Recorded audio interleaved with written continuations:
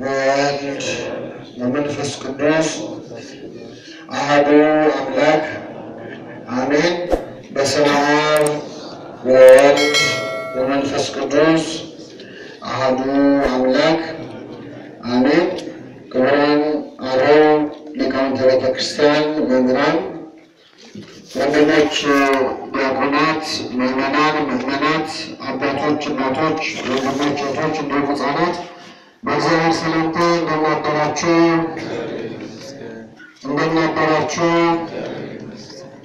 አሜን። ምሕረት ቸርነቱን አብዝቶ እስከዚህ ሰዓት ያደረሰን በዕድሜያችን ላይ ይህችን ሰዓት ይህችን ጊዜ ጨምሮ በቸርነቱ ቅዱስ ቃሉን እንድንሰማ ስሙን እየጠራን እንድናመሰግነው በቤቱ ያሰበሰበን የአባቶቻችን አምላክ ምሕረቱ እግዚአብሔር ስሙ የተመሰገነ ይሁን። እግዚአብሔር አምላካችን በቆሎ ስርዓት ከመካከላችን ባይሆንልን እንዲያስተምረን እንዲመክረን ምስጢሩን ጥበቡን እንዲገልጥልን የእርሱ ቅዱስ ፈቃድ ይሁንልን። በአባቴ ቤት በሉ እስኪ እንጀራ የሚተርፋቸው አገልጋዮች ስንት ናቸው? የሉቃስ ወንጌል ምዕራፍ 15 ከቁጥር 17 ላይ ያለው ቃል የዛሬ ትምህርታችን መነሻ ይሆናል። እግዚአብሔር አምላካችን ከመካከላችን ሆኖ እንዲያስተምረን እንዲመክረን ምስጢሩን ጥበቡን እንዲገልጥልን ቅዱስ ፈቃድ ይሁንልን። አምላካችን መድኃኒታችን ኢየሱስ ክርስቶስ በዚህች ምድር ላይ በተመላለሰበት በመዋዕለ ሥጋዌው በመዋዕለ ስብከቱ በሚያስተምርበት ጊዜ ከጉባኤው ለመማር ይታደሙ የነበሩ ተማሪዎቹ የሚበዙት ልክ እንደኛ ኃጢአተኞች ነበሩ።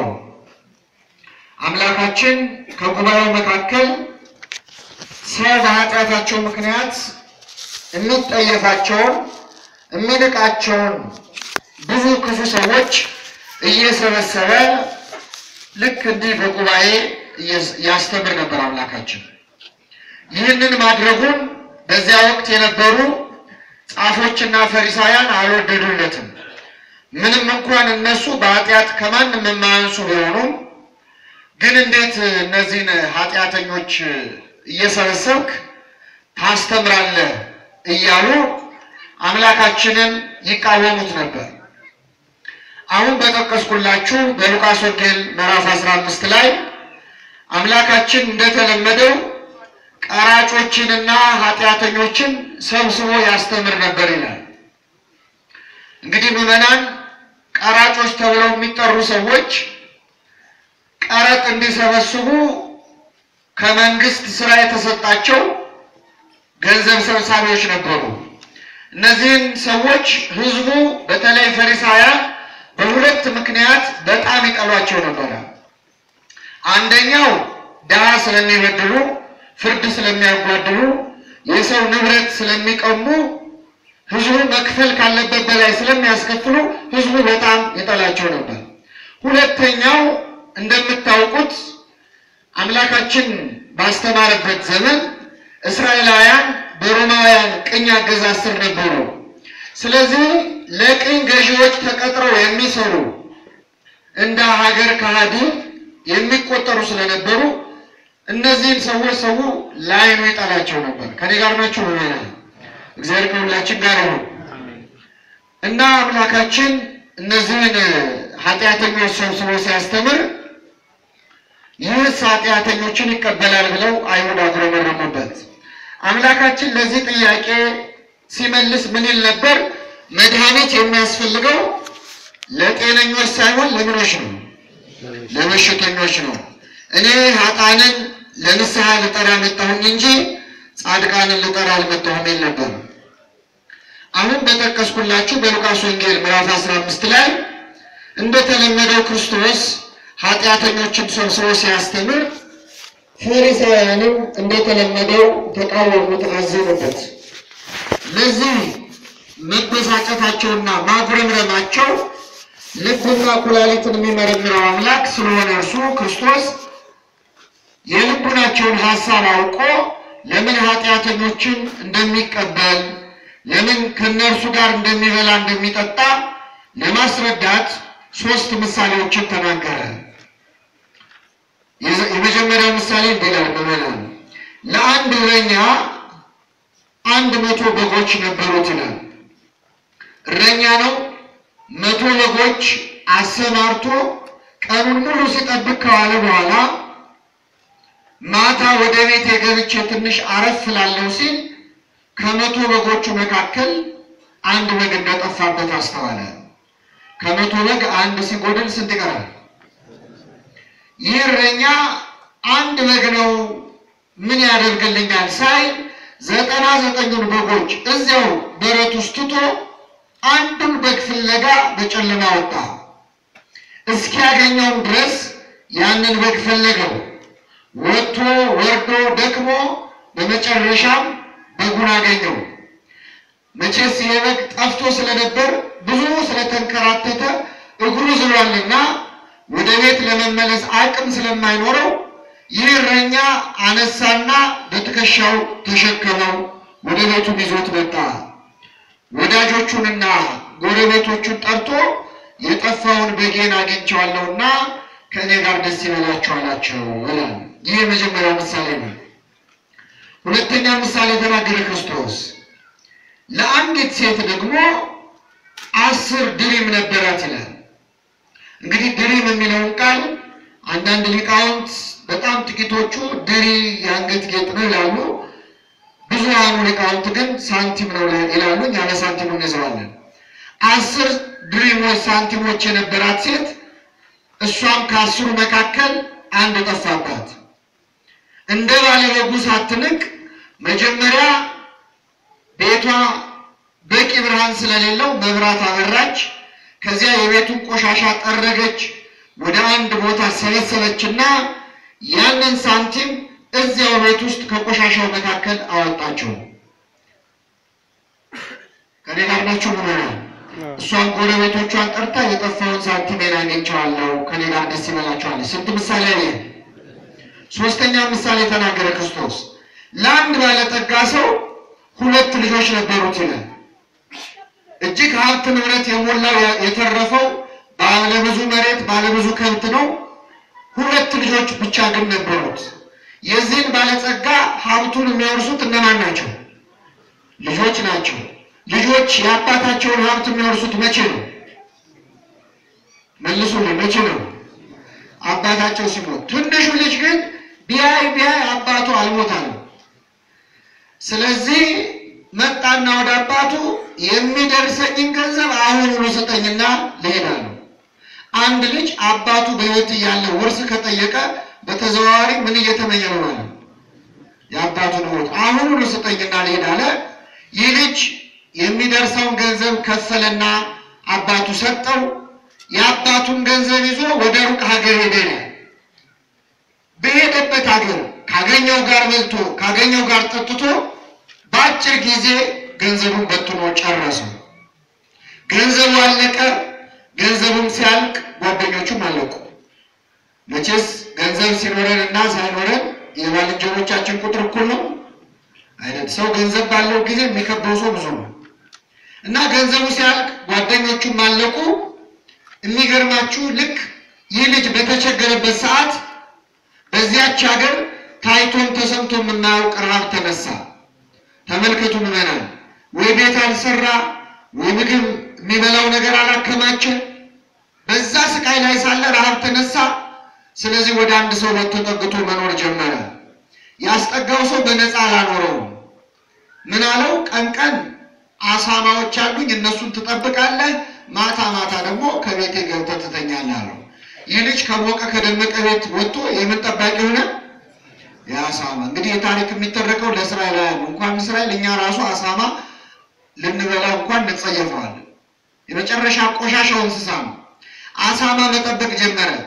እዚያ በረት ውስጥ ቁጭ ብሎ አሳማ ሲጠብቅ ታዲያ ከረሃቡ ጽናት የተነሳ አሳማዎቹ ከሚበሉት ምግብ ሊበላ ይመኝ ነበር ይላል። ምን ነው እነሱን ባደረገ ብሎ በአሳማዎቹ ውስጥ ከመቅናት ደረሰ።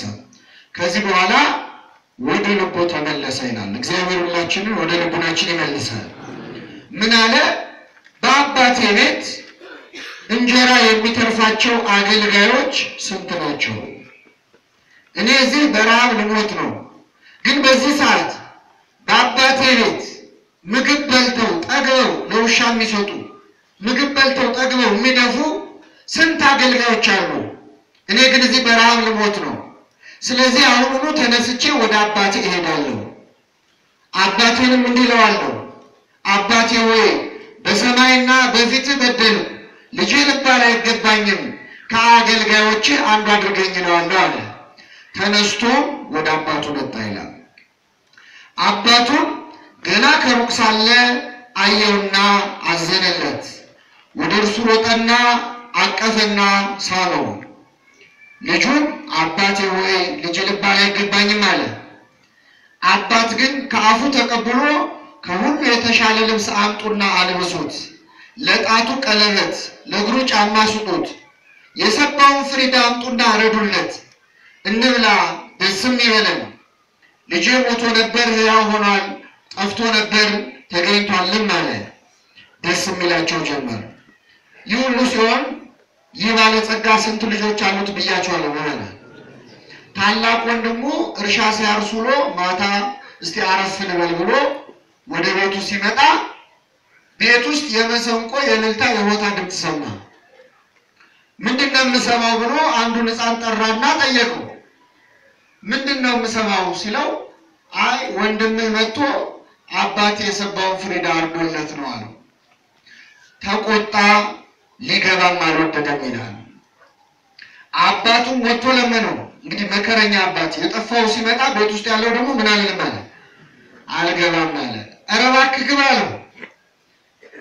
ይህ ልጅ ግን በቁጣ እኔ እስከ ዛሬ እንደ ባሪያ ተገዝቼልሃለሁ፣ ከትእዛዝህም ያልፈጸምኩት አንድም ነገር የለም። ነገር ግን ለእኔና ለጓደኞቼ ደስ ይበላችሁ ብለህ እንደው አንድ ፍየል እንኳን አርደህ አብልተኸን ታውቃለህ? ዛሬ ግን ይህ ልጅ ገንዘብህን ከጋለሞቶች ጋር በልቶ ሲመጣ ፍሪዳ አረድክለት፣ ስለዚህ አልገባም አለ።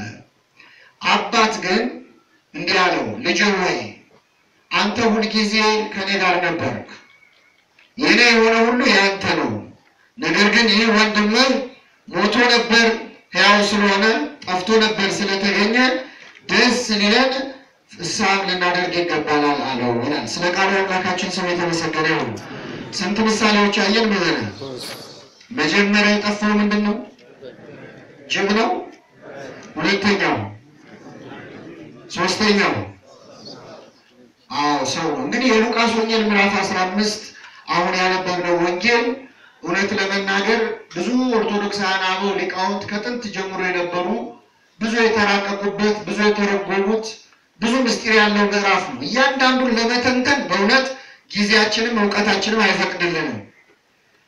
ይህ ምዕራፍ በእውነት ከሌሎች ክርስቶስ ከተናገረ መቼስ እሱ የተናገረው አንዱ ከአንዱ አይበልጥም፣ ግን ከተናገራቸው ምሳሌዎች እጅግ የሌሎች ምሳሌዎች አክሊል ነው፣ ዘውድ ነው ሁሉ ይሉታል ሊቃውንት። እንደውም አንዱ ሊቅ ምን አለ መሰላችሁ? መጽሐፍ ቅዱስ አያድርገውና ቢጠፋ ከዓለም ላይ ቢጠፋ አሁን ያነበብነው የሉቃስ ወንጌል ምዕራፍ 15 ብቻ እሷ ገጽ ብቻ እንኳን ብትገኝ እሱን ይዞ መላውን መጽሐፍ ቅዱስ አስፋፍቶ መጻፍ ይቻላል ይላል። ይህንን ያህል ጥልቅ መጽሐፍ ነው። በዚህ ውስጥ ያለውን ምስጢራት ሁሉ ማየት አንችልም። እንደው ግን ባጭሩ የእግዚአብሔርን ቸርነትና የእኛን ደግሞ በዚህ ዘመን ባለንበት ወቅት የእያንዳንዳችን ሕይወት ምን ይመስላል የሚለውን እንማራለን። እግዚአብሔር በቸርነቱ እንዲያስተምረን ቅዱስ ፈቃዱ ይሁንልን። መጀመሪያ የጠፋው በግ ነው፣ እንስሳ ነው። ሁለተኛ የጠፋው ዕቃ ነው። ሶስተኛ የጠፋው ሰው ነው። ክርስቲያኖች እኛ ክርስቲያኖች እንደ ሰው እንጠፋለን። በኃጢአት ምክንያት ሰውነታችንን ሳንለቅ ኃጢአት በማብዛት ምክንያት ልንጠፋ እንችላለን። ከእግዚአብሔር አንችልም።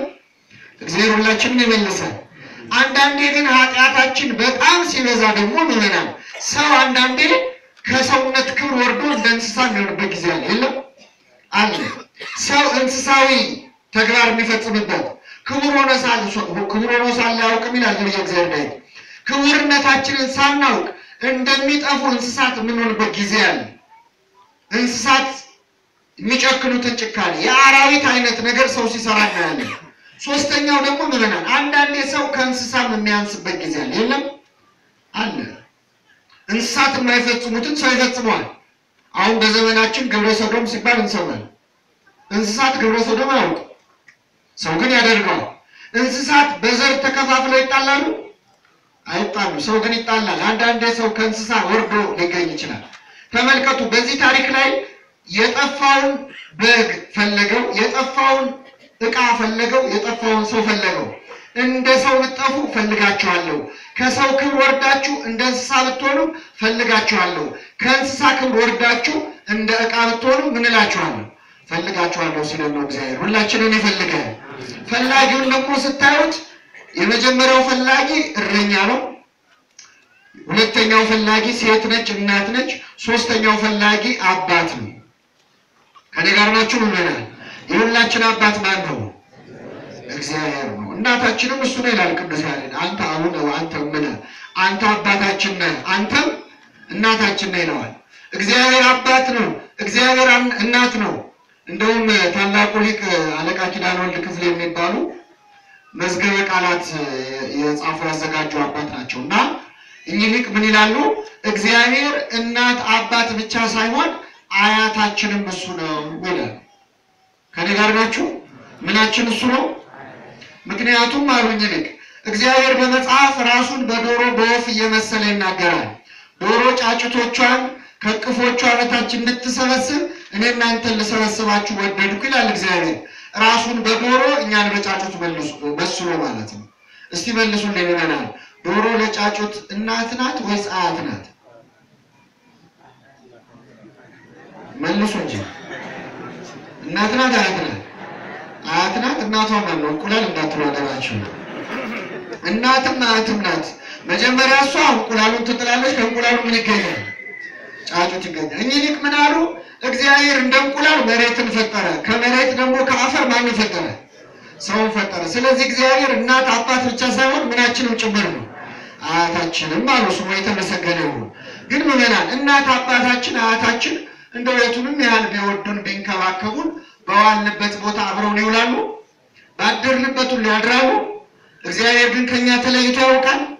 አያውቅም። ስለዚህ እግዚአብሔር እናት አባት ብቻ ሳይሆን አያት ብቻ ሳይሆን እረኛችንም ጭምር ነው።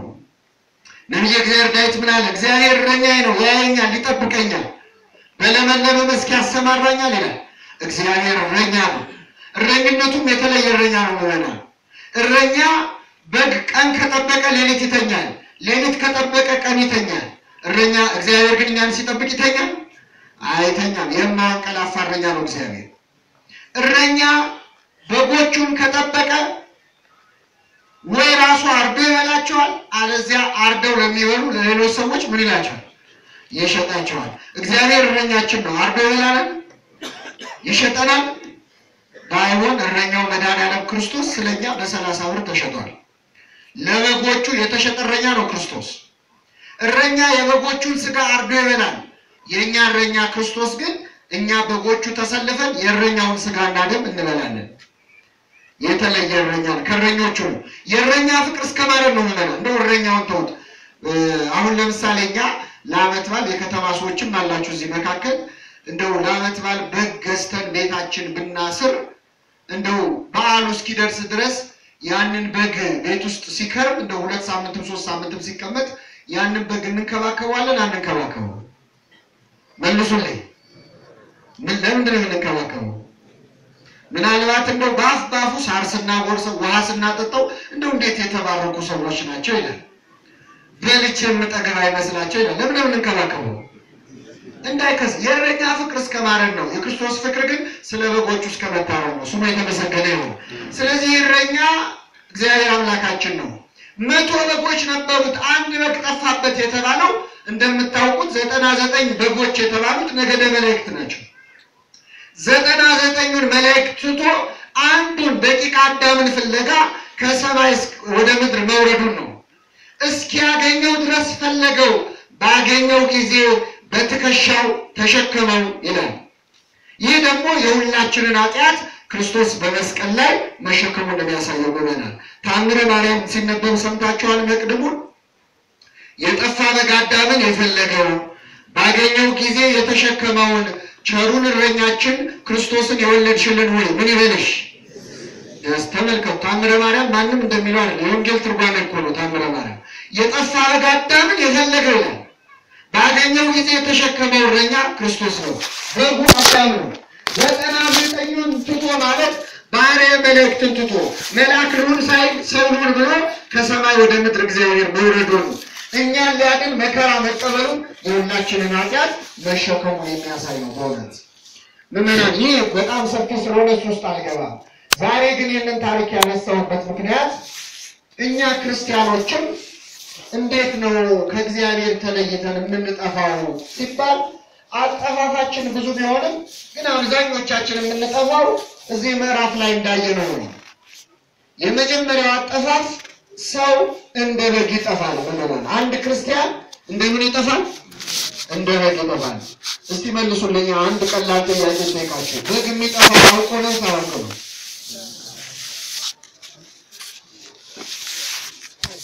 የጎንደር በጎች ያስባሉ እንዴ? በግ የሚጠፋው አውቆ ነው ሳያውቅ? አውቆ ከጠፋ በግ አይደለም። ምን እያደረገ ነው በግ የሚጠፋው? ሳያውቅ ነው። ግን ምን እያደረገ ይጠፋል? እንደው ሽፍትነት አምሮት የሚጠፋ በግ አለ? ምን እያደረገ ይጠፋል? ሳር እየበላ እዚህ ጋር ሳር ሲበላ ይሄ ሳር ትንሽ ደረቅ ሲልበት ወደዚያ ሲሄድ፣ እዚህ ጋር ውሃ ሲጠጣ ሄደ ፍርስ ካለበት ወደ ጠራው ላይ ሲል ሳያስበው ነው በግ የሚጠፋው። በግ ሲጠፋ እንደው ቢመሽብኝስ ይላል? እንደው ሰዓት እያየ የሚጠፋ በግ አለ? ተኩላ ቢበላኝስ ገደል ብገባስ ይላል? አይልም።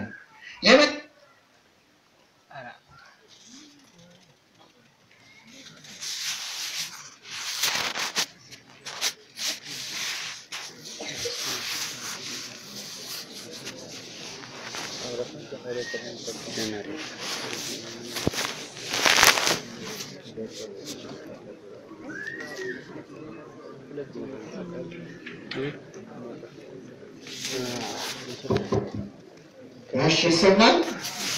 የመጀመሪያው ምዕመናን እኛ ክርስቲያኖች ከቤተ ክርስቲያን ከበረቷ ከሌሎች በጎች ከተባሉ ከምዕመናን ህብረት ተለይተን የምንጠፋው ልክ እንደ በግ ሳናውቅ ነው። በግ ሳያውቅ ሳር እየበላ እየጠጣ እንደሚጠፋው ብዙ ክርስቲያኖች በእንጀራ ጉዳይ፣ በስራ ጉዳይ፣ በስጋዊ ህይወታቸው ተወጥረው ከቤተ ክርስቲያን ይጠፋሉ። አይጠፉም? ይጠፋሉ። ተማሪው ትምህርቱን አንድ ትምህርት ሲማር ሌላ ትምህርት፣ አንድ ስራ ሲሰራ ሌላ ስራ፣ የሚነግደው ደግሞ አንዱን ንግድ ሲነግድ ሌላ ንግድ፣ ስልጣን ያለው አንዱን ስልጣን ሲይዝ ሌላ ስልጣን፣ አንድ ሹመት ሲሾም ሌላ ሹመት ሳያስበው ልክ እንደዚህ እንደ በግ ከቤተ ክርስቲያን ከእግዚአብሔር ተለይቶ የሚጠፋ በጣም ብዙ አለ። እግዚአብሔር እንደጠፋ ነው በቸርነቱ ይመለሳል። ይህ በግ ሲጠፋ ሳያውቀው እንደጠፋ ብዙዎቻችን ከቤተ ክርስቲያን እንደው እንዲህ ባለው ጉባኤ እንደው በዓመት አንዴ በንግሱ በምኑ ከመምጣት ውጭ ብዙ ወጣት ብዙ ክርስቲያን ከእግዚአብሔር ቤት የሚርቀው ሳያውቅ ነው። እንደዚህ በግ ሳያውቁ የራቁትን እግዚአብሔር በቸርነቱ ይመልሳቸው። ይህ በግ የሚገርማችሁ ምዕመናን ቢመሽብኝስ ብሎ አላሰበም። ብዙዎቻችን ከእግዚአብሔር ተለይተን ስንርቅ ብሞትስ ብለን አናስብም። ሞት ሲመጣ ሰው ስራ አለብኝ አይመቸኝም ማለት ይችላል? አይችልም። ተነስተው ይሄን ነው፣ ምንም ምርጫ የለም። ብዙዎቻችን በስጋ ህይወታችን መቼስ 1000 ዓመት እንደሚኖር ነው አሰራራችንም አስተሳሰባችን፣ እንደው ለዘላለም እንደምንኖር ነው እናስበው። እና ይህ በግ ሳያውቅ ይመሽብኛል ሳይል እንደጠፋ ሳናውቅ ምንጠፋ ተኩላ ቢበላኝስ ብሎ እንደማያስበው ተኩላ የተባሉ መናፍቃን ሃይማኖትን ቢያስክዱኝስ ሳንል እንደው ሳናስበው የጠፋ ብዙዎች አለን። እንደ የጠፋነውን እግዚአብሔር በቸርነቱ ይመልሳል። ይህ እረኛ ተመልከቱ ምዕመናን የጠፋበት አንድ በግ ነው። ይህንን በግ ፍለጋ በጨለማ ወጣ ይላል። አስተውሉ በእውነት ይህ እረኛ የጠፋበት በግ ስንት ነው? ያሉት በጎች ስንት ናቸው? ካሉትና ከጠፉት የቱ ይበልጣል? አይ ጦሴን ይዞ ደግሞ አንድ በግ መጣ ቀረ እኔ ደህና ልሆን እንጂ ብሎ መተኛት ይችላል። ዛሬ ሌሊቱን እኮ ሌላ በግ ተወልዶ ሊያድር ይችላል። ይህ እረኛ ግን ቢወለድ እንኳን ደግሞ አይወለድም የኔ በግ ብሎ በጨለማ ወጥቶ ፈለገው ይላል። እያንዳንዱ ነፍስ በእውነት በእግዚአብሔር ዘንድ ዋጋ አላት የላትም? አላት። በቤተክርስቲያናችን ወደር ያልተገኘለት ታላቁ መምህር ታላቁ ሰባኪ ወንጌል በአራተኛው ክፍለ ዘመን የነበረው ቅዱስ ዮሐንስ አፈወርቅ ነው። ማን አልኳችሁ? መምህር ቅዱስ ዮሐንስ ቅዱስ ዮሐንስ አፈወርቅ ያሰኘው ጣዕመ ስብከቱ ነው። በግሪኩ ክሪዞስቶም ልሳነ ወርቅ አፈወርቅ ተብሎ ይጠራል። ቅዱስ ዮሐንስ አፈወርቅ ይገርማቸዋል።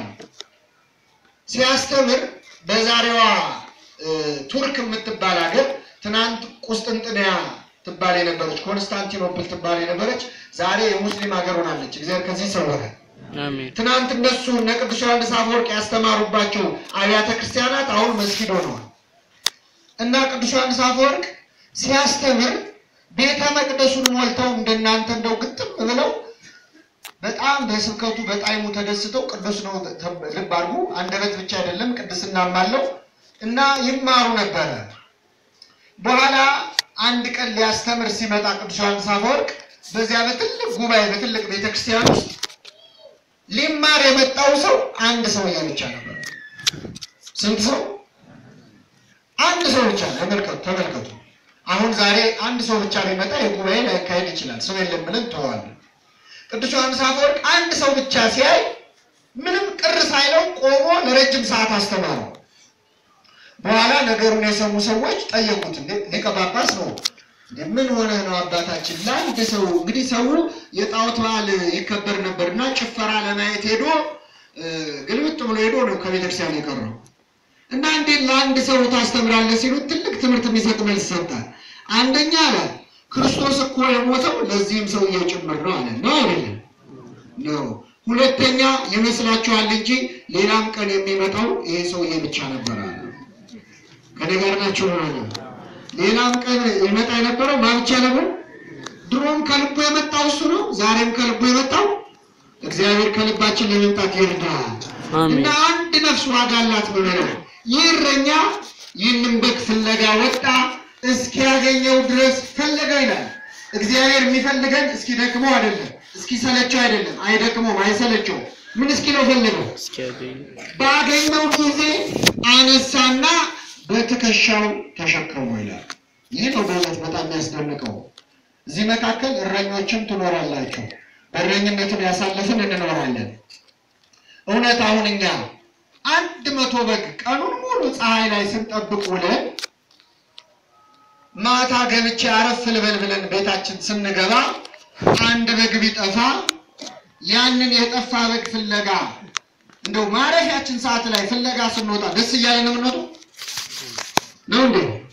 እየተራገምን ነው የምንወጣው አይደል?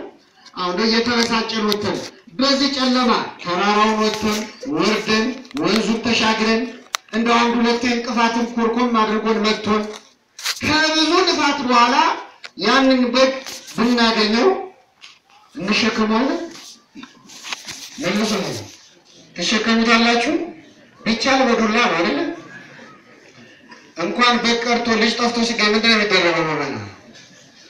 መጀመሪያ ወላጆች ወይኔ ልጄ ነው፣ ሲገኝ ደግሞ ወይኔ የሚለው ልጁ ነው። ልጅ ሁላችንም ደርሶብናል አይደል? ምን አንቀዠት እመቤታችን ብቻ ናት ልጇ ጠፍቶ ክርስቶስ 3 ቀን ጠፋባት ይላል በዚህ በሉቃስ ወንጌል። ስንት ቀን? 3 ቀን ቢጠፋ ፍለጋ ወጣች እመቤታችን። ክርስቶስ ከኛ ህይወት ውስጥ ከጠፋ ስንት ቀን ሆኖታል ማለት ነው? እኛ ፍለጋ አልወጣንም። እመቤታችን ግን ፍለጋ ወጣች። 3 ቀን ቢጠፋ ባገኘችው ጊዜ አትቆጣ ነገር አምላኳን ወልዳ ምን ታድርግ? ልጄ ሆይ አባትህና እኔ ስንፈልግ ለምን አስጨነቀን አለችው። ማናማ ስንፈልግ አባትህ የምትለው እኮ ማን ነው? ክርስቶስ የዮሴፍ ልጅ ነው አይደለም? ግን ባይወልደውም አሳድጎታል ብላ አባትህና እኔ አለች። ግን ደግሞ ሰዎች ይህን ይዘው ክርስቶስ የዮሴፍ ልጅ ነው እንዳይሉ ምን አለ ክርስቶስ? በአባቴ ቤት እኖር ዘንድ እንዲገባኝ አታውቁም ምን አለ? እመቤታችን ከጸሎት አይተናነስም የተናገረች። ሌላው ወላጅ ግን ልጁ ሲጠፋበት ከገረፈ በኋላ ነው ራሱ የት ነበርክ የሚለው። ይህ እረኛ ግን ባገኘው ጊዜ በትከሻው ተሸከመው ይላል። ምንናል እንዲህ የጠፋነውን እንደ በግ በቸርነቱ ትከሻ ተሸክሞ ወደ ቤት ይመልሳል። ብዙ ሰው በእውነት ለምን ተሸከመው ስትሉ ይህ በግ በመጥፋቱ ሲንከራተት እግሩ ዝሏል፣ ደክሞታል። ስለዚህ ወደ ቤት ለመምጣትም አቅም ስለሚያስፈልገው ስለደከመው አውቆለት ተሸክሞ አመጣው። በኃጢአት ዝለን የራቅነውን ሰዎች በቸርነቱ ትከሻ ተሸክሞ ወደ ቤት የመለሰ። ወደ ሁለተኛው ልምጣላችሁ። ሁለተኛ የጠፋው ሳንቲም ነበረ። ሳንቲም ሲጠፋባት ሴቲቱ በመጀመሪያ መብራት አበራች፣ ከዚያ ቤቷን ጠረገች፣ ቆሻሻውን ሰበሰበች። ከዚያ ያንን ሳንቲም እዚያው ቤት ውስጥ ከቆሻሻው መካከል ፈልጋ አወጣችውናል። ሳንቲም የተባለው ምንናል? እኛ ነን። ብዙ ኦርቶዶክሳውያን ሊቃውንት በተርጉማን እንዳብራሩት ሳንቲም የተባለው የሰው ልጅ ነው። በድሮ ጊዜ በእኛም ሀገር በነገስታቱ በአጼዎቹ ዘመን በአፄ ምኒልክ በአፄ ኃይለ ሥላሴ ዘመን በሀገሪቱ ሳንቲም ላይ የንጉሱ መልክ ይሳል ነበር፣ ይቀረጽ ነበር። እና ያ ሳንቲም አገልግሎት የሚሰጠው የንጉሱ መልክ በትክክል የሚታይ ከሆነ ነው። ጌታችንን ባስተማረበት ዘመን የነበረው ንጉስ ቄሳር ነው። የቄሳርን ለማን ስጡ ነው? ለምን? ሳንቲሙ ላይ ያለው መልክ የማስነው ነው የቄሳር። ምንና የኛ የሁላችን ንጉስ ማን ነው? እግዚአብሔር ነው። እኛ የእግዚአብሔር ሳንቲሞቹ ነን፣ ገንዘቦቹ ነን። ለምን? ሲፈጥረን ንግበር ሰብአ በአርአያነ ወበአምሳሊነ ሰውን በመልካችን እንደ ምሳሌያችን ምን እንፍጠር ብሎ አርአያና አምሳሉን በእኛ ላይ አትሞ ስለፈጠረን እኛ የማን ገንዘቦች ነን? የእግዚአብሔር ገንዘቦች ነን። አሁን ሰዎች እኛን ሲያዩ እኛ ላይ ማንን ያዩታል? እግዚአብሔርን። ካዩት ጥሩ ነው፣ ካላዩት ግን ሳንቲሙን አዝገነዋል፣ አቆሸሸነዋል። በንስሐ ለማጠብ እግዚአብሔር ይወዳል። ስለዚህ ሳንቲም የተባለው ሰው ነው። ይህች ሴት ምዕመናን ሳንቲሙ ሲጠፋባት በመጀመሪያ መብራት አበራች፣ ከዚያ ቤቱን ጠረገች። ያንን ሳንቲም እዚያው ቤት ውስጥ ከቆሻሻው መካከል ፈልጋ ወጣችው ይላል። እንግዲህ ደግሞ ከቤተ ክርስቲያን የራቁ ምዕመናን ናቸው ብለናል። ይህ ሳንቲም ምንድነው ካላችሁ፣ ይህ ሳንቲም ጠፍቷል አልጠፋም? ጠፍቷል። ያለው ግን የት ነው? ቤት ውስጥ ነው። ቤት ውስጥ ነው ያለው፣ ግን ምን ብሏል? ጠፍቷል። ብዙ ጊዜ የጠፋ ሰው ሲባል ቤተ ክርስቲያን የማይሳለም፣ ቅዳሴ የማያስቀድስ፣ እንዲህ ያለ ጉባኤ የማይካፈል፣ በቤተ ክርስቲያን በሰበካ ጉባኤ በግቢ ጉባኤ በሰንበት ትምህርት ቤት ተጠግቶ የማያገለግል ሰው ይመስለናል የጠፋ ሰው ሲባል። ሁለተኛው ግን ምንድነው? የጠፋ የሚባለው ቤተ ክርስቲያን ውስጥ ሆኖ የጠፋ ሰው ነው። የት ሆኖ የጠፋ ሰው? ቤተ ክርስቲያን ውስጥ። አሁን እግዚአብሔር በጣም የቸገረ ይገርማቸዋል። ቤት ውስጥ ሆነን በጠፋ ነው ሰዎች ነው እንዳይፈልገን ጠዋት ማታ እዚህ ያለ ነው። ኪዳን የምናደርሰው እኛ፣ ቅዳሴ የምንቀድሰው የምናስቀድሰው እኛ፣ የምናገለግለው እኛ፣ የምንዘምረው እኛ፣ የምንሰብከው እኛ፣ ማህሌቱን ሰዓታቱን የምንቆመው እኛ ነን። እንዳንፈልግ ማለት ነው። አለን እንዳይባል ማለት ነው። አለን እንዳይባል ግን ምግባራችን ቆሻሻ ውስጥ ያለው፣ ቆሻሻ ኃጢአት ውስጥ፣ ቆሻሻ ዝሙት ውስጥ፣ ቆሻሻ ዘረኝነት ውስጥ፣ ቂም ውስጥ፣ ቂም በቀል ውስጥ፣ ጥላቻ ውስጥ፣ ክፋት ውስጥ። አሁን በጣም እግዚአብሔር በእውነት የተጨነቀው ምዕመናን እንደ አዲስ እንዳያጠምቀን ማተብ አስረናል። ሃይማኖት ሲባል ኦርቶዶክስ ተዋህዶ ነው እንላለን፣ ያደግንበት ነው፣ የእናት አባቴ እንላለን። አለን እንዳይባል ግን ክርስትናው ባጠገባችንም ያለፈን መስለም አሕዛብ የማያደርጉትን ሁሉ እናደርጋለን። የምናማው እኛ፣ የምንጠላላው እኛ፣ የምንተማማው እኛ። በእውነት እግዚአብሔር ተጨነቀ። በዚህ በዮሐንስ ራእይ ላይ ምን ይላል? በራድ ወይም ትኩስ ብትሆን መልካም ነበር፣ እንዲያው ለብ ስላልክ ከአፌ ልተፋ ነው ይላል። አሁን እግዚአብሔርን አስጨነቅ ነው እንዳይውጠን ለብ አልንበት፣ እንዳይተፋን ፈጥሮናል፣ አዘነልን። ወይ አልካድን ወይ አላመንን። ክርስትና የሚባለው ነገር ጨርሶ በሕይወታችን አይታይም። ቤት ውስጥ ሆነን የጠፋን ብዙዎች አለን። እንዲህ የጠፋነውን እግዚአብሔር በቸርነቱ ይመልከተን። ምዕመናን ይህን ስላችሁ ተስፋ እንዳትቆርጡ። አንዳንድ ሰው አይ እኔ ቤተ ክርስቲያን ውስጥ እመላለሳለሁ እንጂ መመለስ አልቻልኩም እና ለውጥ ለሌለው ነገር ቤተ ክርስቲያኑን ቢቀርብኝ ብሎ ተስፋ የሚቆርጣለ። ይህ ሳንቲም የተገኘው ቆሻሻ ውስጥም ቢሆን የት ስላለ ነው? ቤት ውስጥ ስላለ ነው። ምንም ኃጢአት ውስጥ ብንሆን ከቤተ ክርስቲያን መቅረት የለብንም። እግዚአብሔር አንድ ቀን ከቆሻሻው መካከል ፈልጎ ያወጣናል። ሁላችንም በቸርነቱ ያወጣል። እና እቺ ሴት መጀመሪያ መብራት አበራች። መብራት የተባለ ቃል እግዚአብሔር ነው። ሕግ ለመንገዴ መብራት ነው ለእግሬም ብርሃን ነው ይላል። አበራች መብራት፣ ቆሻሻውን ጠረገች፣ ሳንቲሙን ከቆሻሻ ውስጥ አወጣች ይላል። ሁላችንንም ካለንበት ቆሻሻ በቸርነቱ ያወጣል። በጣም የሚደንቀው ቤተ ክርስቲያን ውስጥ የሆነ የጠፋ ሰው እንደጠፋ ይታወቀው። የሚቀድሰው የሚያስቀድሰው ካህኑ ቆሞ የሚሰብከው የሚዘምረው የሚያገለግለው ሰው ያለ የመሰለው ይጠፋል ሳያውቀው። እንዲህ እኔ ቆሜ እንደምናገረው ቆሞ እየሰበከ እያስተማረ ሊጠፋ ይችላል። ልክ እንደ መርፌ የሆነ ሰው አለ። መርፌ አሁን ብዙ ቀዳዳ ይሰፋል። እላዩ ላይ ግን አንዲት ቀዳዳ አለች። እሷን ይሰፋል። መርፌ የሆነ ሰዎች አለ። የሰው ድክመት የምናወጣ ሌላውን የምንመክር ራሳችንን ግን መምከር ያልቻል። ልክ እንደ መቋሚያ አሁን መቋሚያ ሊቃውንት ተደግፈውት ማይሌቱን ሰዓታቱን ይቆማሉ። መቋሚያ ግን ቆሞ ያውቃል በራሱ ማቆም እንጂ መቆም አይችልም። ሌላውን የምንመክር የምናስተምር የምንሰብክ ንስሐ ግቡ የምንል ንስሐ እናንገባ ይቅር ተባባሉ የምንል ቂመኞች በእውነት እንዲህ ቤተ ክርስቲያን ውስጥ ሆነን የጠፋን ብዙዎች ነን። እግዚአብሔር በእውነት በዓይነ ምሕረቱ ይመልከታል። እዚህ ላይ ምዕመናን መቼስ ካነሳሁት አይቀር ቤተ ክርስቲያን ውስጥ ባለንበት ዘመን በተለይ ከተማ ሰዎች ይህን ነገር በደንብ ስሙ። ቤተ ክርስቲያን ውስጥ ጥሩ ሰው አለ፣ ደግሞ ክፉ ሰው አለ። የለም አለ። አሁን ባለንበት ዘመን ድሮ ሐሜት ባንደበት ነበር። አሁን ኢንተርኔት የሚባል ነገር መጥቷል። በሶሻል ሚዲያ በፌስቡክ በምን ማማት ኃጢአት አይደለም እንዴ? ነው አይደለም? ነው። ሰው አይመስለው እና መቼስ በየሚዲያው በየምኑ የኔ አይነቱ ሰባኪ ይወጣና የቤተ ክርስቲያንን አባቶች እንደው ከፓትርያርኩ አንስቶ እንደው ሁሉንም ጥርግርግ አድርጎ ሙልጭ አድርጎ ይሳደብና ወስብሐት ለእግዚአብሔር ይላል። ከዚያ ምዕመናን ከስር ገብተው ቃለ ሕይወት ያሰማል። አሁን ዘንድሮ ስድብ አገልግሎት ሆኗል። በእውነት እግዚአብሔር ይቅር ይበለን። ሰው ከጻፈም እንደው ጀግና ከሆነ መጻፍ ያለበት የማንን ኃጢአት ነው? የራሱን ነው ካስቻለው። እና እንደው ስድቡን ክፉን ስለ ካህናት መቼስ የመጨረሻው ዘመን ቅጥለተ ዘካርያስ ሁሉ ያለበት የካህናት ሞት ሁሉ ያለበት ነው። እና ስለ ካህናት ክፉ ነገር የሚሰማ ሰው ክፉ ካህን አለ፣ ጥሩ ካህን አለ፣ ክፉ ጳጳስ አለ፣ ጥሩ ጳጳስ አለ።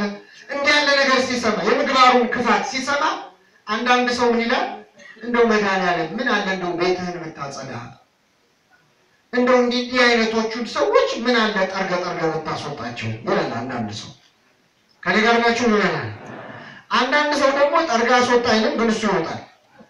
ቄሱ እንዲያረጉ ጳጳሱ እንዲያረጉ አገልጋዩ እንዲያረጉ ብሎ ከቤተክርስቲያን ወጥቶ የሚቀርሰዋል። ሁለቱም ስተት ነው። ጠርጋ አስወጣ ማለትም ስተት ነው። ለምን መሰላችሁ ማለት እግዚአብሔር ቤቴን ላጽዳ ካለ እኛንስ ይለቀናል? ይተወናል እንዴ? ወይስ ሐሳቡን ያመጣው ሰው ይቆይ ይባላል? አይባል። እስቲ ከኔ ጋር ነው ቤተ ክርስቲያን ሐኪም ቤት ናት እንጂ ፍርድ ቤት አይደለችም። ቤተ ክርስቲያን ምንድን ናት? ቤተ ክርስቲያን ሐኪም ቤት ከሆነች እኛ ምንድን ነን?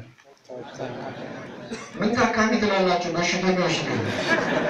አታሳምሩት እንጂ ንስሐ እየገባን ከሆነ ታካሚዎች ነን። እየቆረብን ከሆነ መድኃኒት እየወሰድን ነው። አለዚያ ምንድን ነን? መልሱ እንጂ ምንድን ናችሁ? አይ ዛሬ በጠዋቱ በሽተኛ ነን እንዳትሉ አደራ።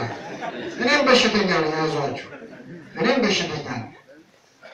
ግን በሽተኛ ከሆንክ ለምን ቆመህ ትሰብካለህ ካላችሁ በሽተኞችም እኮ ሆስፒታል ውስጥ ትንሽ ሲቆዩ እንደ ዶክተር ያደርጋቸዋል። ያዛም መድኃኒት እኮ ለእነሱ የታዘዘው እና እኛ እዚህ ትንሽ ቀድሞ እንደገባ በሽተኛ ልጅ ሁላችንም በሽተኞች ነን። እግዚአብሔር በቸርነቱ ይማረን። ቅዱስ ዮሐንስ አፈወርቅ ነው ያለው ቤተ ክርስቲያን ሐኪም ቤት ናት እንጂ ፍርድ ቤት አይደለችም፣ በነፍሳት ላይ አትፈርድም። በሽተኛ ለበሽተኛ እንደሚያዝን ኃጢአተኛም ለኃጢአተኛ ማዘን አለበት። ጠርጋ አስወጣ አይባልም። ኃጥኡን ከጻድቁ ጋር እስከ ምጽአት ድረስ እግዚአብሔር ችሎ ታግሶ ያስቀምጠዋል።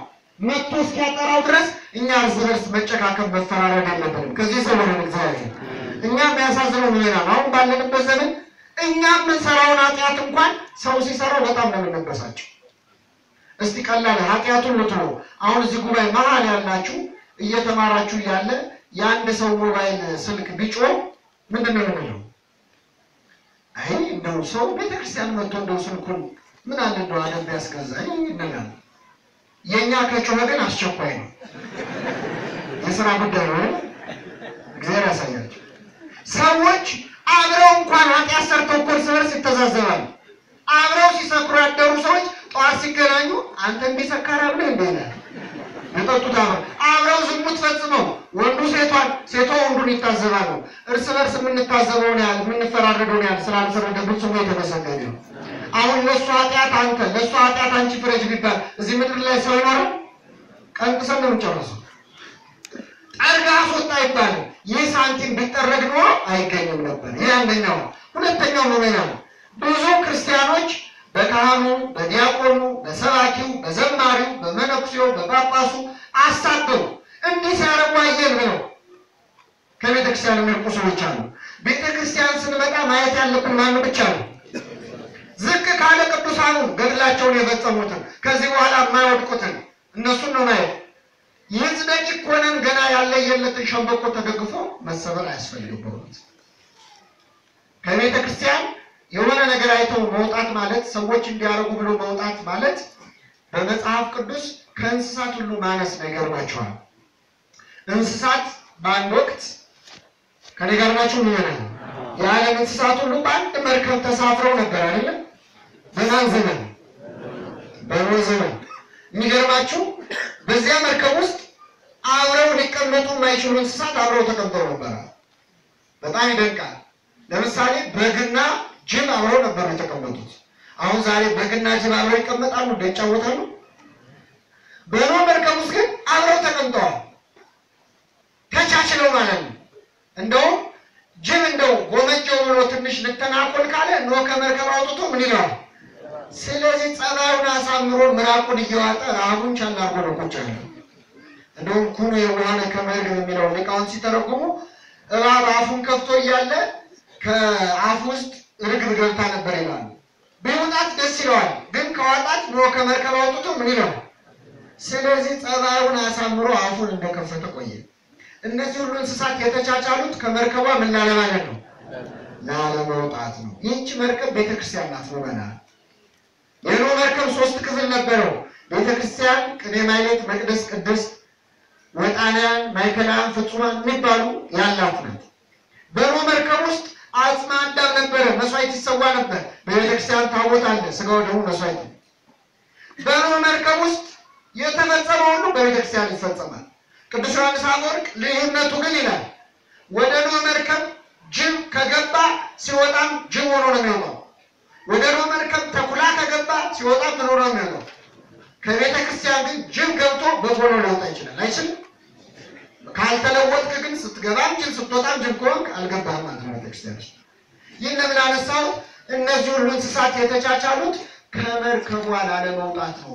ቤተ ክርስቲያን ውስጥ እንደዚያ መርከብ ብዙ አይነት ሰው አለ። ብዙ እንስሳ እንደነበር መርከብ ውስጥ በኖህ መርከብ ጅብ እንደነበረ በቤተ ክርስቲያን እንደ ጅብ ያለ ሰው አለ። በኖህ መርከብ ውስጥ ርግብ እንደነበረች በቤተ ክርስቲያን እንደ ርግብ የዋህ የሆነ ሰው አለ። ብዙ አመል ያለው ሰው አለ። ጉዞ ሳይጠናቀቅ ከመርከቧ ከመውጣት እግዚአብሔር ሁላችንም በቸርነቱ ይሰውረን። ስለዚህ ምዕመናን በእውነት እንደ ክርስቲያን ሁሉ ማሰብ ያለብን ቤተ ክርስቲያን እመላለሳለሁ፣ እመጣለሁ፣ አስቀድሳለሁ፣ እቀድሳለሁ፣ እሰበካለሁ፣ እሰብካለሁ። እውነት ግን ክርስትና ውስጥ አለሁበት ወይ ብሎ ራስን መገምገም ያስፈልጋል። ትንሽ ፈተና ሲመጣ የምንናወጠው አስቀድሞ ቤተክርስቲያን ውስጥ ሆነን ስለጠፋ ነው። ወደ መጨረሻው ልምጣላችሁ። ከኔ ጋር ናችሁ? ምን ይላል? እግዚአብሔር ከሁላችን ጋር ነው። ሶስተኛ የጠፋው ሰው ነው። እንግዲህ በጉ ከቤተክርስቲያን የራቀ ሰው ነው። ሳንቲሙ ቤተክርስቲያኑን የጠፋ ሰው ነው።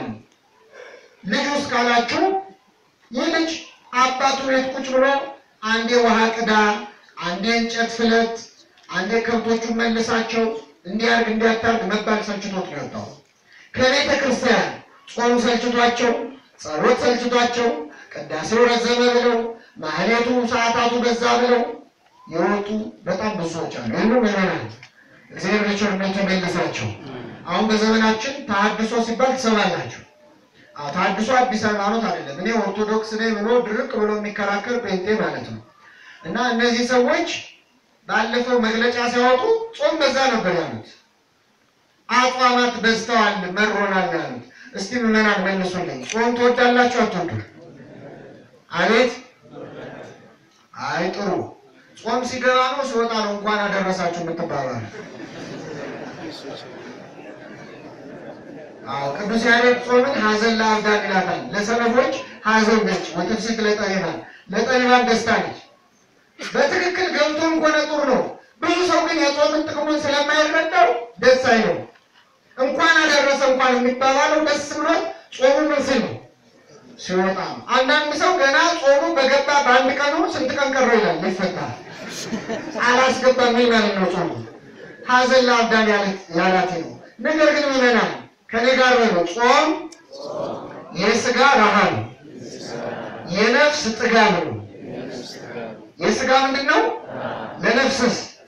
ስለዚህ ምዕመናን አጽዋማት በዝተዋል ወይ? አዎ በቁጥር ብዙ ናቸው አጽዋማት።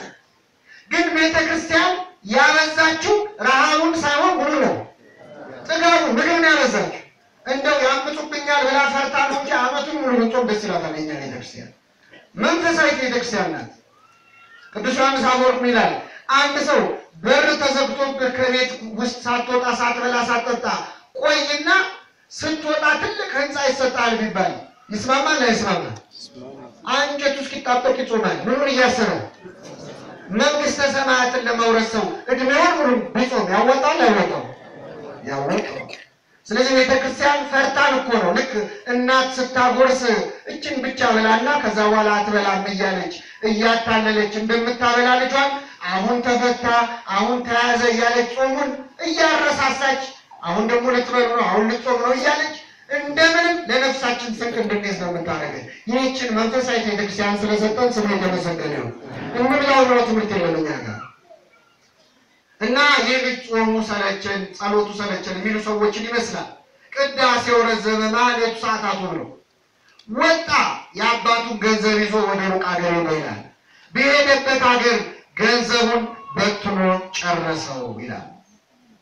ምዕመናን ከቤተ ክርስቲያን ስንወጣ ልጅ በመሆናችን የተሰጠንን ጸጋ መንፈስ ቅዱስ በትነን እንጨርሰዋለን። እንደዚህ ከመሆን ይሰውራል። ሀብቱን ያጣል ሰው፣ ጸጋውን ያጣል። መስሏቸው ብዙ የወጡ ሰዎች አሉ። ወጥተው ግን ጸጋቸው ተገፎ ለዛቸው ጠፍቶ ነው ያየናቸው። ከእግዚአብሔር ቤት ወጥቶ ሰላም አለ የለም። ከዚህ ተዋህዶ ሃይማኖት በእውነቱ አናውጻል። ሰው ከወጣ ወጣ ነው እና የልጅ ተራበ ተቸገረ፣ የሚሰጠውም አልነበረም፣ የአሳማ ምግብ ይመኝ ነበር ይላል። የሚፈልገውንም ደስታ አላገኘም፣ ከእግዚአብሔርም ተጣላ። ከዚህ በኋላ ወደ ልቡ ተመለሰ ይላል። ወደ ርዕሳችን መጣን። ወደ ልቡ ሲመለስ ምን አለ? በአባቴ ቤት እንጀራ የሚተርፋቸው አገልጋዮች ስንት ናቸው አለ። አባታችን ማን ነው? ምዕመናን የአባታችን ቤትስ ማን ናት? የአባታችን ቤት ሙያተኞች ደግሞ ቅዱሳን ናቸው፣ ጻድቃን ሰማዕታት ናቸው። እንጀራ የተረፈው ለሌላው ቆርሶ እንደሚሰጥ ጽድቅ ተርፏቸው ለሌላው የሚያማልዱ ማለት ነው፣ ለሌላው የሚጸልዩ እንጀራ የሚተርፋቸው ሙያተኞች ስንት ናቸው አለ። ተነስቼ ወደ አባቴ ሄዳለሁ፣ ልጅ ልባል አይገባኝም፣ ከአገልጋዮች አንዱ አድርገኝ እለዋለሁ አለ። ተነስቶም ወደ አባቱ መጣ ይላል። ልብ አድርጉ ምዕመናን፣ ይህ ልጅ አሳማ ሲጠብቅ ነበር። ልብሱ ቆሽሿል፣ ይሸታል። ልብሴን ልቀይር ገላዬን ልታጠብ ሳይል ከነሽታው ከነቆሻሻው ተነስቶ ወደ አባቱ መጣ። አንዳንድ ሰዎች ወደ ቤተ ክርስቲያን ኑ ሲባሉ አይ እኔ ሱሰኛ ነኝ፣ አይ እኔ ዘማዊ ነኝ፣ ኃጢአተኛ ነኝ፣ ቆሽሻለሁ፣ የማስተካክለው ነገር አለኝ፣ አሁን ልመጣ አልችልም ይላሉ። የሚያስተካክለን ማን ነው? እግዚአብሔር።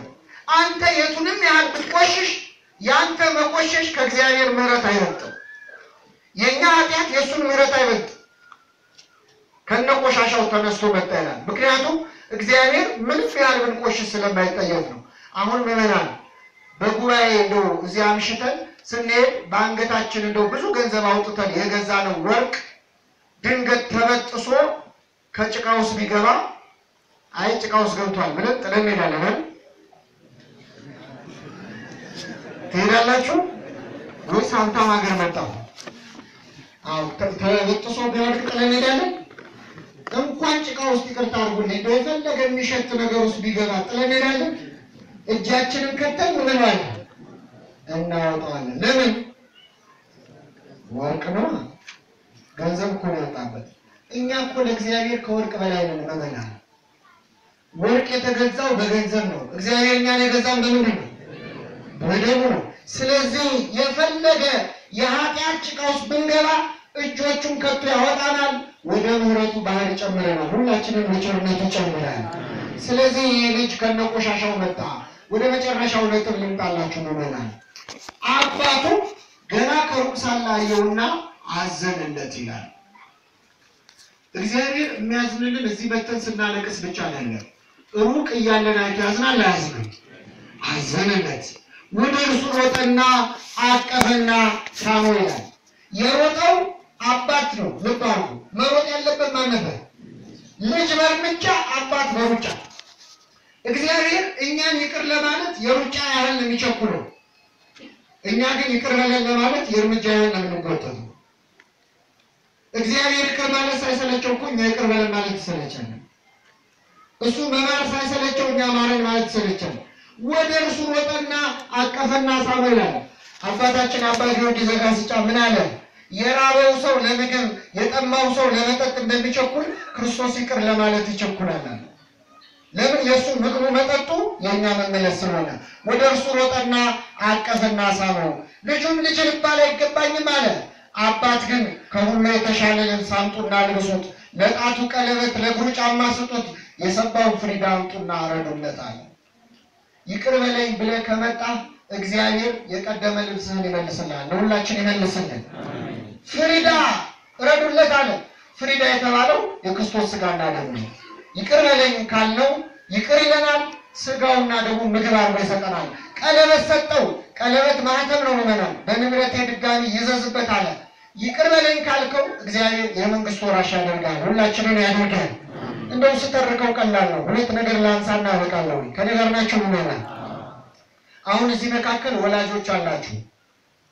ልጃችሁ ብዙ ሀብት ንብረታችሁን ካልሰጣችሁኝ ብሎ በግድ ወርሶ ይዞ ሄዶ ሀብትህን በሚሊዮን የሚቆጠር ገንዘብ አውድሞ የትም በትኖ ባዶ እጁን ቢመጣ አንድ ወላጅ ልጁ ባዶ እጁን ሀብት አጥፍቶ ቢመጣ ሮጦ አቅፎ ይስማል? መልሶ ነው ትስሙታላችሁ? ለነገሩ እንስማዋለን። የኛ ሀገር ባህል በጣም ጥሩ ነው። መቼስ ጣት ቆሰለ ተብሎ ምን አይልም። አንዴ ወልጅ ያለው ፈጣሪ በኃጢአቴን ያመጣብኝ በልና ገባ እንለዋለን፣ እናስገባዋለን። ግን አስገብተንም አንለቀው። እንደው እንጀራ በበላ ቁጥር እኔ ከፈጣሪ ያገኘዋለሁ ብዬ ነው እንጂ ይቅርታን እኮ አናውቅም። ይቅርታን የሚያውቅ ማን ብቻ ነው? ይቅር ካለ የሚረሳ እግዚአብሔር ብቻ። እኛ የወጋ ቢረሳ ይኸው ታውቁታላችሁ። ሲቆይ የረሳውን መሰለህ እንደ ይላል ሰው። አንረሳም። ይቅር ካለ የሚረሳ ማን ብቻ ነው? የሁላችን ኃጢአት ይረሳዋል። ወደ መጨረሻው ነጥብ ስመጣ ይህ ልጅ ወደ ቤት ከገባ በኋላ ወንድሙ መጣ። ሲመጣ የመሰንቆ ድምፅ ሰማ። ምንድን ነው ሲል አይ አንድ ሕፃን ጠርቶ ሲጠይቀው ወንድም መጥቶ አባት በደህና ስላገኘው የሰባውን ፍሪዳ አደረገለት አለው። እንደዚህ ብዙ በትርጉም ሊቃውንት አሉ እንዳይታዘቡ። ትርጓሜው ላይ የለም፣ ግን እኔ ይሄ ሕፃን ራሱ ወሬ ነጋሪው ራሱ ነገረኛ ይመስለኛል። ዝም ብዬ ሳስብ ወንድሙ መጥቷል አይበቃም? ይበቃል አይበቃም? ወንድሙ መጥቶ ምን ሆነለት? ፍሪዳ አይደለም የቱም ፍሪዳ ያን ትልቁን ይላል። አንዳንድ ሕፃን ነገር ነው ነው ተቆጣ፣ ሊገባ አልወደደም ይላል። አባቱን ወጥቶ ለመነው፣ ኧረ እባክህ ግባ ነው። አልገባም አለ። አሁን እግዚአብሔር የቸገረው ነገሌ ሲገቡ ነገሌ ይወጣሉ። እሱ ደግሞ የሁላችን አባት ነው። ኧረ እባክህ ግባ ነው። አልገባም። እኔ እስከ ዛሬ አገልግዬ እንደ ባሪያ ተገዝቼልህ ምን አገኘው? ፍየል እንኳን አርደልኛል አለ። ከኔ ጋር ናችሁ? እስከ ዛሬ አገልግዬ ምን አገኘው? ፍየል እንኳን አርደልኝ ብለህ ታውቃለህ? አንዳንዶቻችን አንዳንድ ሰው ቤተክርስቲያን ያገለግልና ይደክም ይወጣ ይወርድና ቤተክርስቲያን ስለ ወደ ኋላ የቀረሁት እንጂ ስንት ደረጃ ደርስ ነበር የሚል ሰው አለ። እግዚአብሔርን ብሎ ወደ ኋላ የቀረ ሰው አለ? የለም። ሞኝ ሰው አለ። እኔ እዚህ መጽሐፍ ስማር እንዲሁ ቅዳሴው ምኑን ስል ነው እንጂ ስንት የኔ ጓደኞች የሚል ሰው አለ።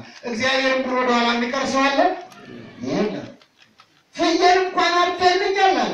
አንተ ስለ ፍየል ታወራለህ? የኔ የሆነ ሁሉ የማን ነው? ያንተ ነው። ቤተክርስቲያን በመሄዳችሁ ምን አገኛችሁ ከተባላችሁ መልሱ የእግዚአብሔር የሆነ ሁሉ የማን ነው? የኛ ነው። ተቆጣ። ጭራሽ ምን ይላል? ወንድም ይህ ልጅ ገንዘብን ከጋለሞቶች ጋር በልቶ ሲመጣ ፍሪዳ ረድክለታል። አባቱን አይወድ እንደ ባሪያ ያገለገልኩ ይላል።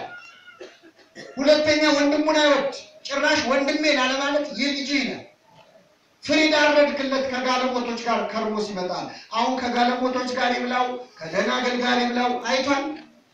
ያው ሲያስበው ነው ብሎ ነው። በሰው ኃጢአት ሳናጣራ የምንፈርድ ከሆነ እግዚአብሔር ቤት የምንቆየውን ቆይታ እንደ ዕዳ ከቆጠር ነው ቤተክርስቲያን ውስጥ ብንሆን ጠፍተናል። እንደዚህ ከመጥፋት ይሰወራል። የመጨረሻ ልጠይቃችሁና አበቃለሁ። ከሁለቱ ልጆች ቤት ውስጥ ካለውና ከጠፋው ልጅ አባቱን በጣም የተዳፈረው የቱ ይመስላችኋል? አቤት የጠፋውማ ልጅ ልባል ምን አይለኝም። ቤት ውስጥ ያለው ግን አባቱን ከፍ ዝቅ አደረገ። በጣም የተዳፈረው ቤት ውስጥ ያለው ነው። እውነት ለመናገር እግዚአብሔርን የምንዳፈረው ቤት ውስጥ ያለነው ሰዎች ነው። ውጭ ያሉት ሰዎች ስሙን ሲሰሙ ይፈራሉ፣ ይንቀጠቀጣሉ። ትንሽ ቀረብ ያለው ትንሽ የተማርነው ትንሽ ወደ መቅደሱ ወደ ዜናው ወደ መጽሐፍቱ ቀረብ ያለው ሰዎች የማትደፈር አንተን ይሁዳ ደፈረ ይላል። በጣም አባቱን የተዳፈረው ቤት ውስጥ ያለው ሰው ነው። ይህን ስናገር ደግሞ ምናልባት ለዚህ ጉባኤ የመጣ ምዕመናን ከምዕመናን መሀል ያለ ሰው ይኖራል። ዛሬ የመጣ ሰው ምን ይላል እኮ እኔም ለዚህ እኮ ነው ቀረብ ማለት ነው። ወሽ ጥሩ ተናገረ ይላል። አንዳንድ ሰው ከትምህርቱ የሚፈልገውን ይዞ የሚያድሰዋል። ቀረብ ማለት መጥፎ ነው እያልኩ አይደለም። እኛ ነን የከፋ ነው እንጂ ወደ እግዚአብሔር መቅረብ ክፉ ነው ያውቃል አያውቅም። ሐሙስ ዕለት የሆነ ልንገራችሁ እናበቃለን። ሐሙስ ዕለት አምላካችን ሊሰቀል አንድ ቀን ሲቀረው እንደ ተላልፎ እንደሚሰጥ ሲናገር ከሐዋርያት መካከል ለእምነትም ለክደትም ለጥያቄም ለመልስም አንደኛ የሆነ ሐዋርያ አለ። ማን ነው? ቅዱስ ጴጥሮስ። አንዲት ቃል ተናገረ። ከኔ ጋር በሉ ጌታ ሆይ ሌሎች ሁሉ ቢክዱ እኔ ምን አልልህ። ይሄ ንግግር ጥሩ ነው መጥፎ ነው? ጥሩ ነው አይደል? ያጠፋው ሌሎች ሁሉ ቢክዱ የምትለዋለች። ሌሎቹ ደካሞች ናቸው፣ እኔ ምንድን ነኝ? ብርቱ ነኝ፣ ጠንካራ ነኝ። ሌሎች ራሱን ከፍ አደረገ። ቅዱስ አባታችን ርቱዕ ሃይማኖት የተባለ ልክ ጴጥሮስ ሆይ እኔም አልክድህም ወንድሞች የማይክዱን ብትል ምን አለበት? አንተ ግን ራስህን ብቅ እነሱን ዝቅ አደረግ። ስለዚህ እነሱ ሳይክዱት አንተ ካድከው ይላል። አልክድህም አለ። ክርስቶስ ምን አለው? ዶሮ ሳይጮህ እንዴት ትክደኛለህ? ኧረ ምን ሲደረግ በፍጹም አለ። ወደ ወህኒም ቢሆን ወደ ሞትም ቢሆን አብሬ ለመሄድ ዝግጁ ነኝ አለ። ልክ ዛሬ እኛ እንደምንፎክረው አልክድህም በፍጹም እኔ አንገቴን እሰጣለሁ ይላል ሰው ይላል። አይደል? ፈተናው ሲመጣ ነው ችግር። አሁን እዚህ ጉባኤ ያለ አያድርገውና ሰዎች እንደው ሰይፍ ይዘው ቢከቡ አይዟችሁ ተረጋጉና ቁጭ በሉ እግዚአብሔር ከኛ ጋር ነው ብላችሁ ትቀመጣላችሁ? እኔም ካልኩ ነው አዲስ አበባ ድረስ አንቀልቅለው ትተውኝ እና በዶርኪ ድንገተር ሊሆን ይችላል። ፈተና ሲመጣ አይታወቅም። ለእውነት ከአቅማችን በላይ ከመፈተን ይሰውራል። አሁን ቅዱስ ጴጥሮስ ልክ ጌታ ሲያዝ ይገርማቸዋል። ሊያስጥለው ፈልጎ ሰይፍ ይዞ ውጊያ ጀመረ ይላል። ልብ አድርጉ፣ 58 ዓመቱ ነው በዛ ሰዓት። ወጣት አይደለም። ከወጣቶቹ ጋር ሊዋጋ ፍቅር እኮ ነው። በእውነት በረከቱን ያሳድርብን። ከፍቅሩ ጽናት የተነሳ ክርስቶስን ሊያስጥል ሰይፍ ያዘና ውጊያ ጀመረ።